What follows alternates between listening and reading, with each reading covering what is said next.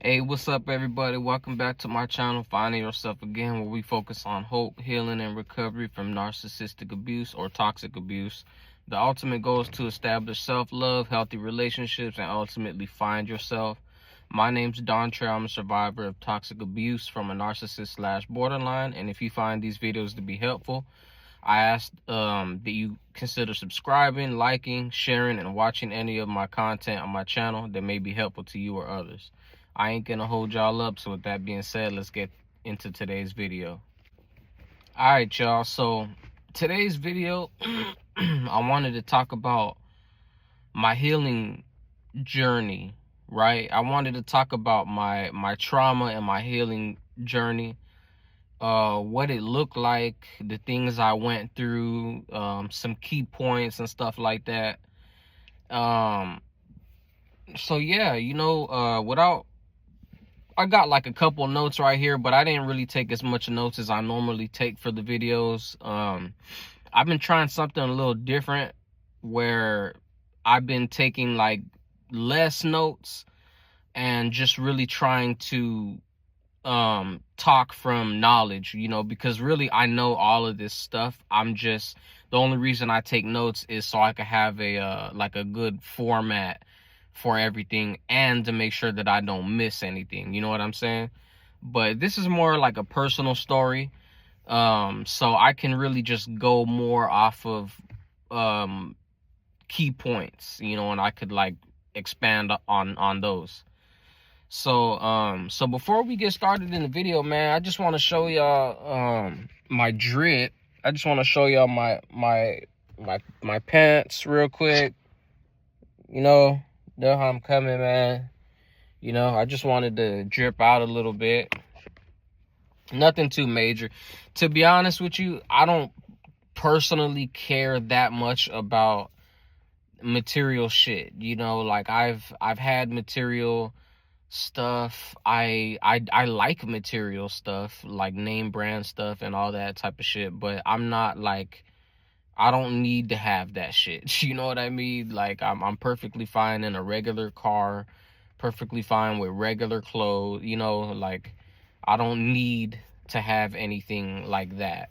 I know that a lot of people, when they see other people that have nice things, they tend to be like, oh, that's what they live for.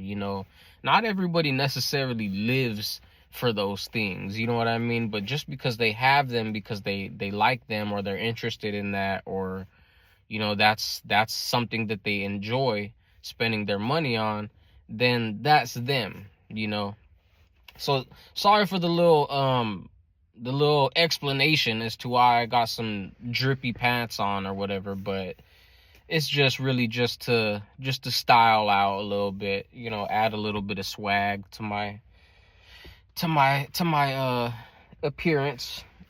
But anyways, let's go ahead and get started in the video, man. So first thing I want to talk about is the origin. Like, for me, where did my trauma begin, right?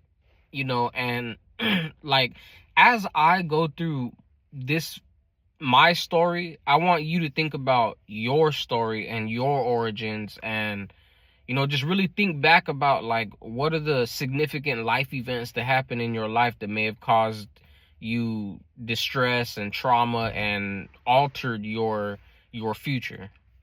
So for me, my trauma began like before my time, right? Mine is more generational. I'm black and Mexican. And my mom and dad basically each had like significant trauma, like traumatic issues that are still unresolved to this day. Like, mind you, I got my stuff resolved. I'm handling, I'm going through my journey, and for some reason, my dad and my mom just never, they just never went to therapy. They never got help for their trauma. I'm not gonna sit here and even though there is accountability for their part as to why I am the way I am today, right? Without me just sitting here fully blaming them and everything. Like, let's be honest. If I had been in a two-parent household with a solid foundation and healthy parents, then I more than likely would have had a lot more self-esteem, self-respect, self-compassion, self-love, a lot more of the self-intrinsic related things, right? And I wouldn't have felt the need to have to like go and search for it in a female, or like go and get it out of somebody else. You know what I'm saying? Which is more than likely what you guys have had to do, you know, try to find it in a man or try to find it in a woman, or whatever, you know, like just trying to find love and all of these things that should be actually internal, but you're trying to find them external, and you're trying to have that person like validate you and give you internal feelings and stuff like that. And it don't work like that. You know what I mean? You have to be the one that adds those things to your own life, right? So let's keep on with my story. So one of my parents had got lost in drugs like real early on, and is still unfortunately battling addiction. And my other parent was absent until I was around 10 years old. So because my addicted parent was basically absent too in my life because of the drugs, right? So I ended up staying with my grandparents and my little brother and my uncle at the time. And you know, staying with them was really no different to me. You know, I always grew up calling my grandmother mom. I seen my grandmother as my mom, you know, and I had basically established this real strong relationship and bond with my grandmother, and until I was about 10 years old, right? And then this is what I call the bad. Okay, so until I was about 10 years old, right?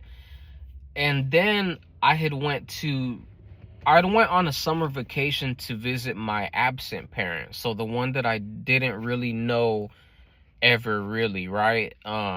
You know, I've seen this parent here and there growing up, but I didn't really have a real relationship. And we didn't really know each other like that, right? So I end up being told that I'm gonna go and visit my absent parent for a summer break when I was in 4th grade. And I'm like, okay, cool, you know, whatever. Like, it's just, you know, I felt a little nervous because I'm only 10 years old and I don't really know this parent like that, right? But it wasn't really nothing. I didn't think it would be much until I actually went. And then because I was 10 years old and I didn't really have a relationship with this parent, I was emotionally I struggled emotionally. You know, I was only 10, so if you can imagine a 10-year-old, like, I'm crying, I'm having a very hard time. I want to go back home with my grandparents. I want to go to where my love and support is, right? And I remember I just really struggled, you know, and during this time, eventually my parent had ended up making a bad deal with me. And I call it a bogus deal, because my parent had told me that, you know, like, if you stop crying for X amount of days, then I'll take you home early. But if not, then you're going to live here with me until you turn 18. And that was the bogus deal, right? So if you could imagine telling that to anybody, let alone a 10-year-old, you know, like, how's a 10-year-old supposed to really take that, right?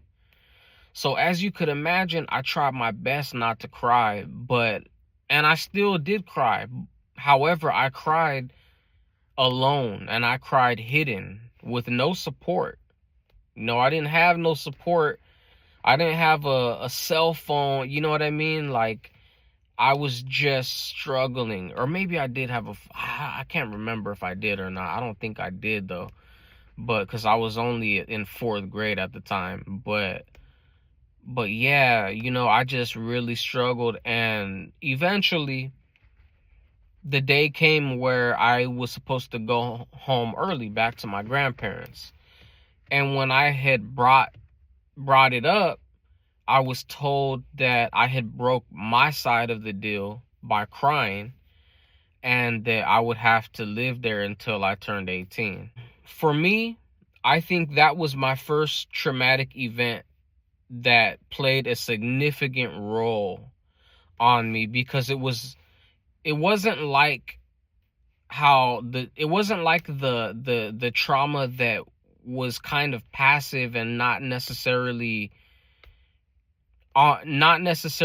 like happened to me, although it affected me with my parents not being there, one being on drugs, one being absent for X amount of year, for a decade basically. Like, that affected me for sure directly, but it did not, I didn't feel like it was something that happened to me. It wasn't a traumatic event that happened to me, right? This was an actual traumatic event that happened to me. I lost my connection to my love and support. And I was told that I have new love and support over here. But the problem is I never received it. I lacked it. You know, for those 8 years that I stayed with this parent, I didn't feel truly ever really loved. You know, I didn't really feel loved. You know, I was afraid to talk to this parent about certain things because of how they would react. I thought that maybe they would get mad, or I didn't want to ever ruffle any feathers. I dealt with self-esteem issues. And rather than helping me with my self-esteem issues, this parent just actually made it worse by, you know, like saying jokingly things, mocking things, you know, just overall just making me feel bad as a child. You know what I mean? And not making me feel strong, not making me feel empowered, not making me feel happy or healthy. You know, so when I look back on that, I think, how could I have ever expected to be happy and ever expected, you know, like, I got to give myself credit, man. You know, I came a long way, dude. I came a long way from, I literally had to unalive my old mentality. I had to unalive my old way of thinking and change. And you know what's the sad part? Is the parent that I got this from still thinks similar to this. They haven't changed much. You know what I mean? Like, and you know, they're still invalidating of my emotions and my feelings. That's the reason why I don't talk to them when to that specific parent whenever I'm going through anything, because it just absolutely makes no sense. They make me feel way worse. You know, so that's why therapy is very important. But we're not there yet. You know, I'm not where I haven't, at this point I haven't got therapy yet. So as soon as I turned 18, go figure, you'd probably imagine what I did, right? I moved back home with my grandparents, where my love and support is at. Right? So I immediately, like, the next day that I graduated, like June 6th, and I think I may have left the same day, or I left the very next day. Like, it was that serious for me, man. I did not want to be there with this parent anymore. And it's crazy because it's like I knew deep down that I deserved better treatment and that I'm more valuable, right? And it's not like I was treated terribly with this parent. Like, like, you know, I'm not trying to make this parent sound horrible, like I was just being abused. No, it wasn't like that. But it was the lack of love, the lack of support, the lack of empathy, the lack of just validation and care. All of those things are very important, man. They're very important. You know, and I've talked with this parent after I've been in therapy about this. And to this parent specifically, they think that's a soft approach. You know, they prefer the tough love approach, right? And you know, to them, they're not gonna baby you and carry your hand through life, right? That's how they look at this stuff, man. And I'm laughing because that way of thinking, bruh, it's so lost. That way of thinking is so such of an old era, and it's so lost, and it comes from a place of ignorance, of people not understanding mental health, not understanding therapy, and they just simply are ignorant to mental health. You know what I mean? Just simply, they're just ignorant to mental health. And it's sad because these will be the people that have raised us or love us. You know, just because they're ignorant to mental health don't mean that they don't love us, right? So let me keep continuing, man. So not only did I experience that and that trauma and lack the necessary love that children need, I also witnessed fighting and arguing and just other toxic behavior that basically just normalized toxic behavior to me as a child. So when children see this toxic behavior in their household, they don't know much. Like, they're still learning and growing, so they don't know necessarily right from wrong from everything. And even if they do know right from wrong, this is what they grew up being accustomed to. So once they become an adult, they are used to and accustomed to toxic behavior. That is why if you've grown up like me in a toxic, abusive household where you saw those things, it's like when you come across a healthy person, it almost feels like there's something off and something missing. I was talking about this with my grandma the other day. Like, it almost feels like there's something wrong when in reality they're everything right. It's just that you're not used to the toxic person and the toxic dynamic that you grew up in. So that's why it seems like this relationship is weird and off, when in reality you're the one that's off. You're the one that's not healed. Because once you're healed, you're not going to look at it like that no more. Once you're healed, you're going to be like, oh, this is a perfectly healthy relationship, right? So being that I experienced all that toxic behavior and stuff like that, it opened the door for me to allow myself to be taken advantage of, be abused, and not really bat an eye, you know, emotionally, even physically, you know, in an intimate relationship. And this all leads into, notice, I haven't said nothing about a narcissist yet until now, because you need to realize that the origins of your trauma do not begin with the narcissist more often than not. More often than not, your origin begins in your childhood. It begins in your past. Some type of traumatic experience that you have went through in your past is the reason why you even got involved with a toxic person, toxic partner, toxic relationship. That's why, more often than not, I guarantee you. And more often than not, you developed an unhealthy attachment style, like some type of codependency, some type of addiction to this person. You know, go watch my other videos. I have like all my other videos are full of factual data. You know, it's all facts, all real information that you can go look up. It's all real, you know. So go check it out on your spare time.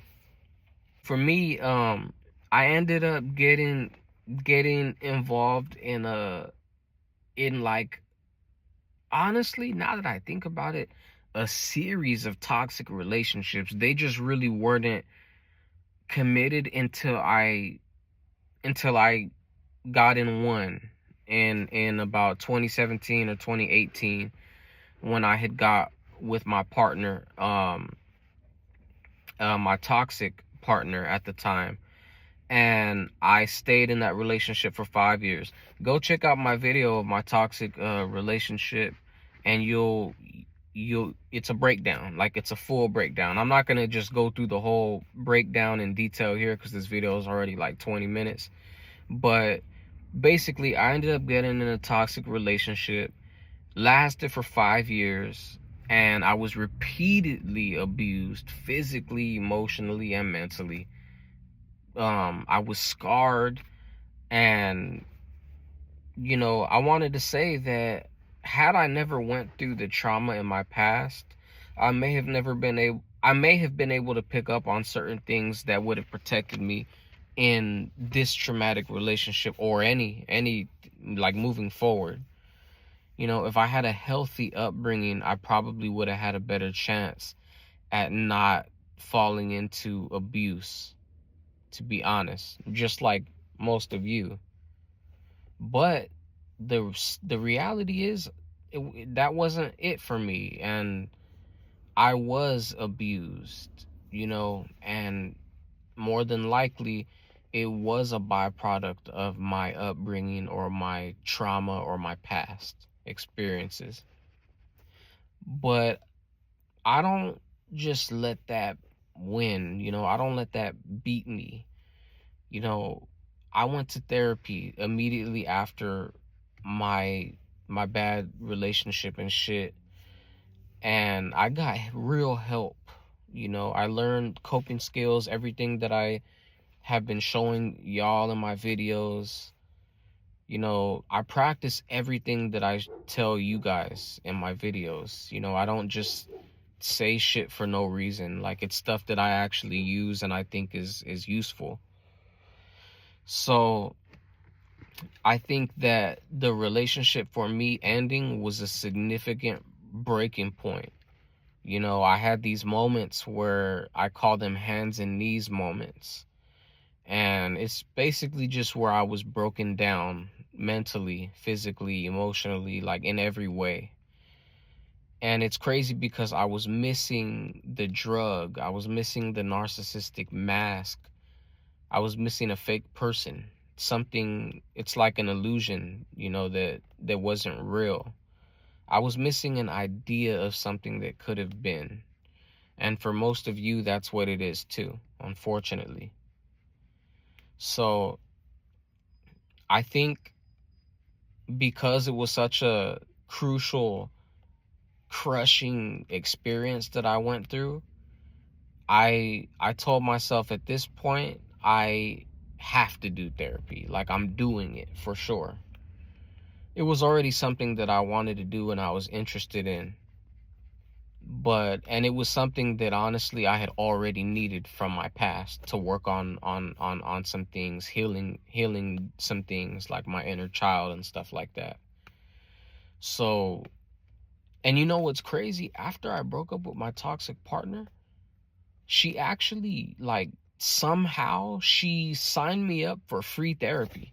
Like, that was something that she actually did for me. She signed me up for free therapy, which is kind of wild, right? But it goes to show you that even she knew that I needed therapy. Regardless if she knew that she was one of the biggest factors and one of the biggest reasons why I needed therapy, I just thought that that was still pretty cool and really interesting that she did that. So I did the free therapy for a while, a good, maybe like 6 months or so.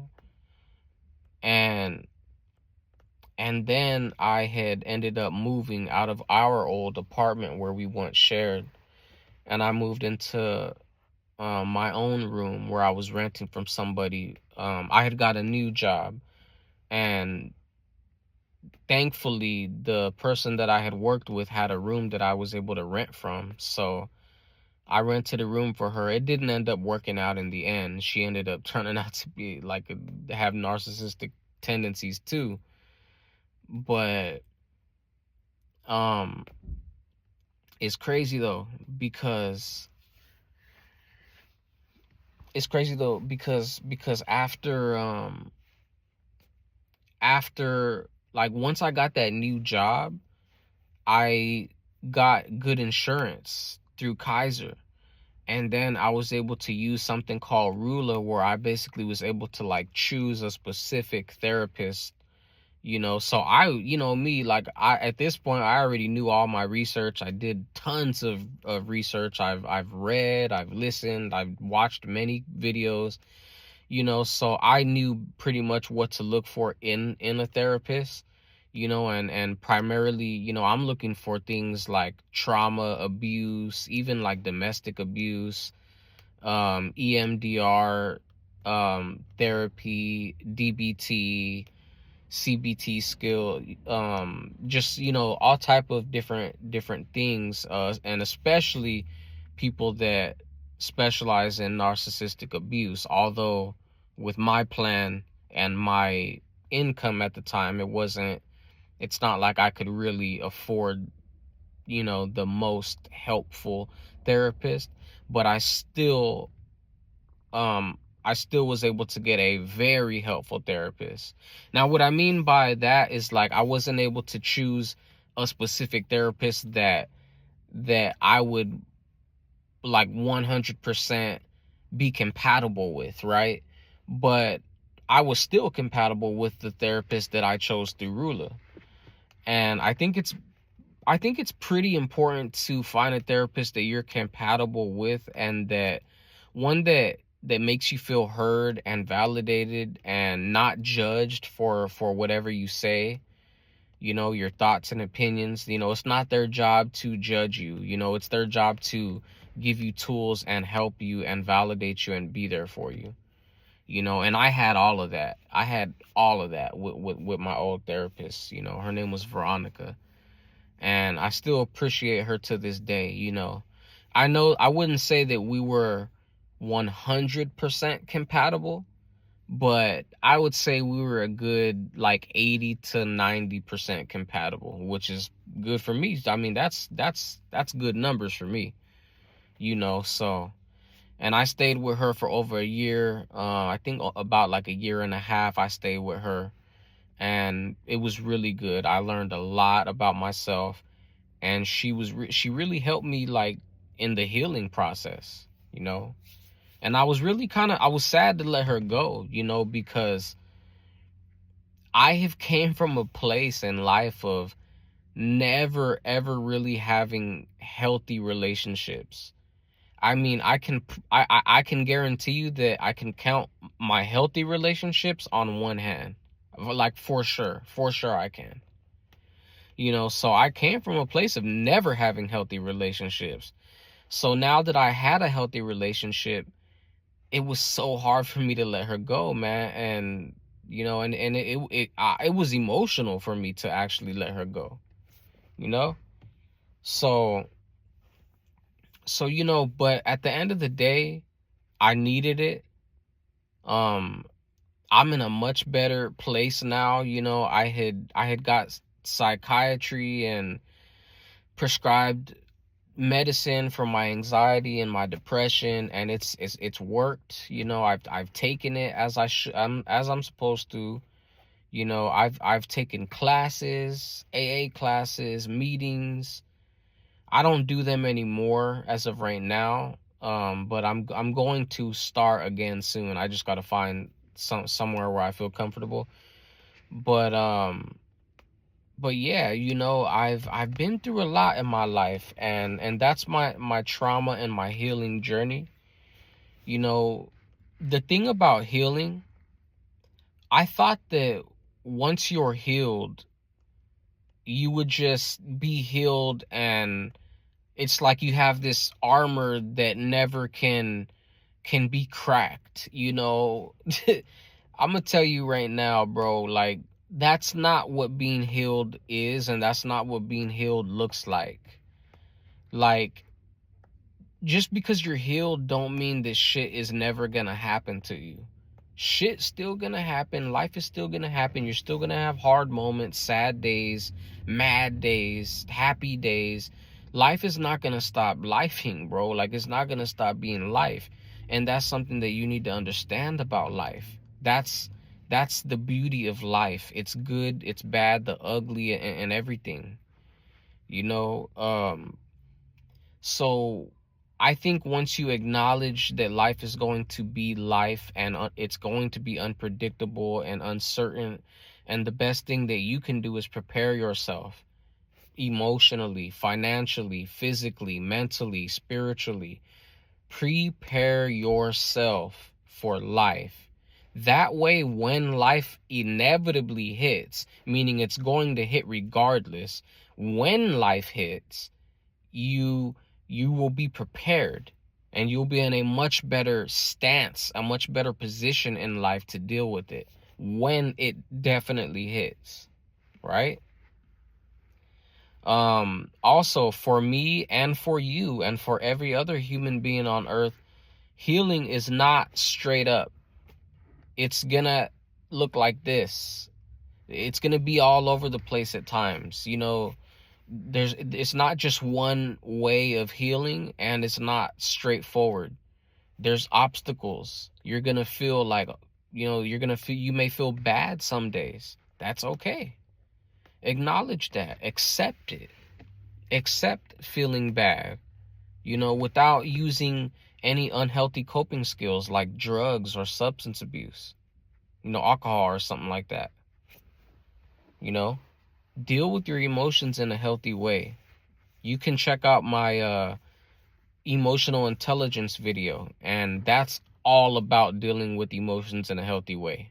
And it teaches you a lot more than just that in that video. But yeah, man, this is my story. This is my this is me. This is what I've been through. I have done a lot of self work, self-help, practice a lot of self-compassion, self-love, self-respect, self-care. I do things for myself on a daily. I make sure to learn. I learn about myself, things that I like, hobbies. I enjoy them, and I do things that are meaningful to me, like this video. It's a meaningful video to me. I can sit here for another 30 minutes talking about anything related to mental health, basically, because it's meaningful to me. It means something to me. I like doing this. I like helping others and letting others know that you're not going through this alone. I won't let you go through this alone. And you have people here. You have people here that know how you feel. They know what they know how they have similar experiences to what you've been through, and we can relate to you. So I ask you one last thing, man. I ask you that you join me on my journey in life. You join me on the healing journey. You have the courage to leave toxic people and behavior in the past, and you have the courage to find your true self and who you really are, with me and many other people out there. So thank y'all, man. I appreciate you for watching my video. I hope that you really got something out of it. This is really from the heart, and I ask that you guys subscribe to my channel. I'm trying to hit 100K and beyond. Y'all can help me to get there. Don't forget to like, don't forget to comment. Comment anything. Comment your story, how you feel about mine, the impact that mine had on you. Just let me know how you feel. We all in this together, and I hope that you guys are practicing self-love, self-respect, self-compassion. I hope that you're eating well, taking care of yourselves, exercising on a daily, and growing with each day. I drop videos daily. This one will probably be up sometime a little later today, and I'll see you guys on my next video. You guys enjoy the rest of your day. Bye.